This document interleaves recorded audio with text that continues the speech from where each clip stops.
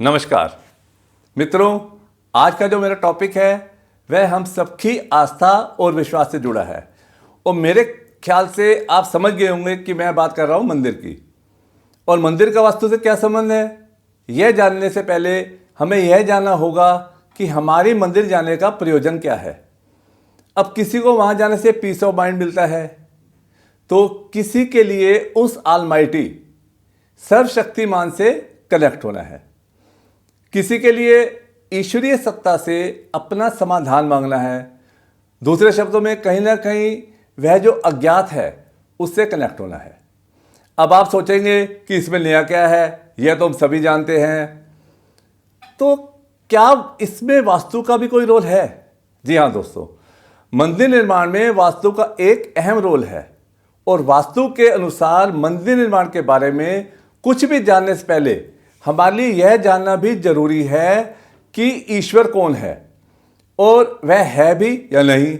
जैसा कि मैंने पहले ही कहा, यह सब आस्था और विश्वास पर निर्भर करता है, क्योंकि मानव समाज की अधिकांश व्यवस्था विश्वास पर ही टिकी हुई है और उसी से ही हम सुखी रहते हैं।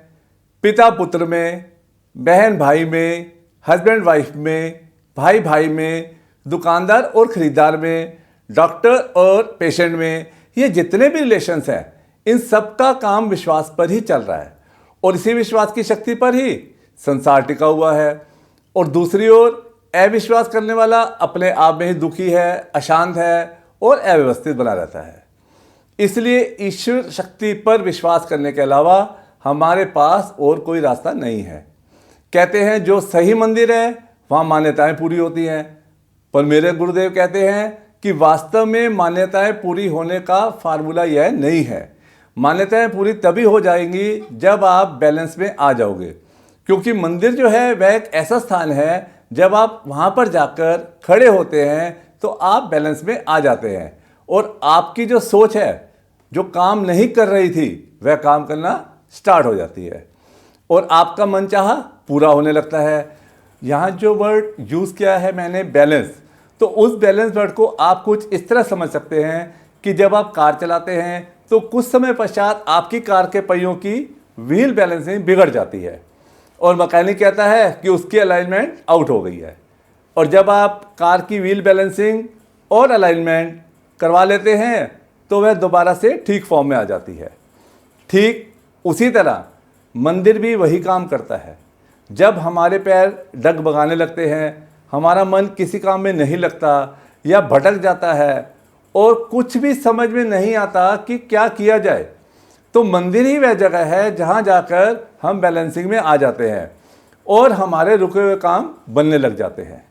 दोस्तों, प्राचीन काल से ही किसी भी धर्म के लोग सामूहिक रूप से एक ऐसे स्थान पर प्रार्थना करते आ रहे हैं जहां पूर्ण रूप से ध्यान लग सके, मन एकाग्र हो पाए या ईश्वर के प्रति समर्पण भाव व्यक्त किया जाए। इसलिए मंदिर निर्माण में वास्तु का बहुत ध्यान रखा जाता था। यदि हम भारत के प्राचीन काल के मंदिरों पर नजर डालें तो पता चलता है कि उस समय का वास्तुशिल्प बहुत सुदृढ़ था, जहां जाकर आज भी मन को सुकून तथा शांति मिलती है। तथा इन मंदिरों की शेप कुछ कुछ पिरामिड नुमा आकार की होती थी।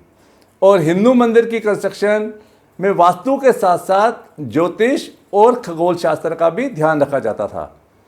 वह लोग जो वास्तु विज्ञान पर विश्वास नहीं करते, जिनको लगता है कि यह सब बेकार की बातें हैं, ऐसी कोई साइंस है ही नहीं, तो मैं उन्हें यहाँ बता देना चाहता हूँ कि वास्तु विज्ञान हमारे पूर्वजों की देन है और वह हजारों वर्ष पुरानी भारतीय साइंस है।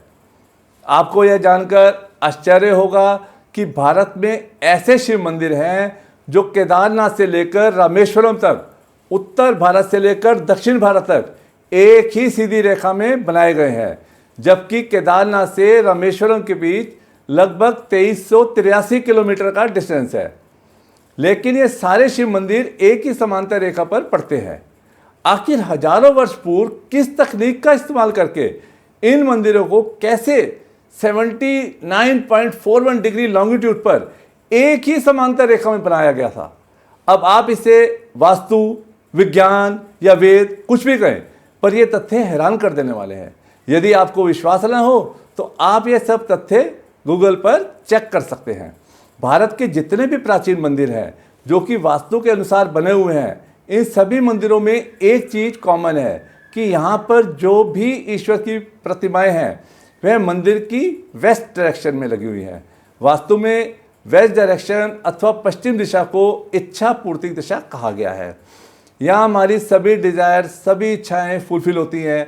क्या आपने कभी सोचा है कि आप जब इन प्राचीन मंदिरों में ईश्वर के दर्शन के लिए जाते हैं तो उन मंदिरों की वाइब्स, एनर्जी इतनी पॉजिटिव होती है कि मंदिर में एंट्री करते ही आपको सुकून और शांति का अनुभव होता है। और इसके साथ साथ ऐसे मंदिरों में डोनेशन देने में आप बिल्कुल भी संकोच नहीं करते।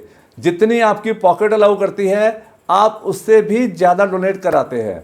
जबकि जो मंदिर आपके गली मोहल्ले में बने हुए हैं, जो कि वास्तु विज्ञान को फॉलो नहीं कर रहे, जब आप वहाँ पर ईश्वर के दर्शन के लिए जाते हैं तो आप डोनेट करते हुए थोड़ा सोचते हैं और केवल थोड़ा सा अमाउंट डोनेट करके आ जाते हैं। बस यही है वास्तु। तो वे लोग जो वास्तु को नहीं मानते और ऐसे प्राचीन मंदिरों में गए हैं तो अपने एक्सपीरियंस के अकॉर्डिंग सोचें कि यहाँ पर यदि वास्तु विज्ञान नहीं है तो कौन सी साइंस अप्लाई हो रही है।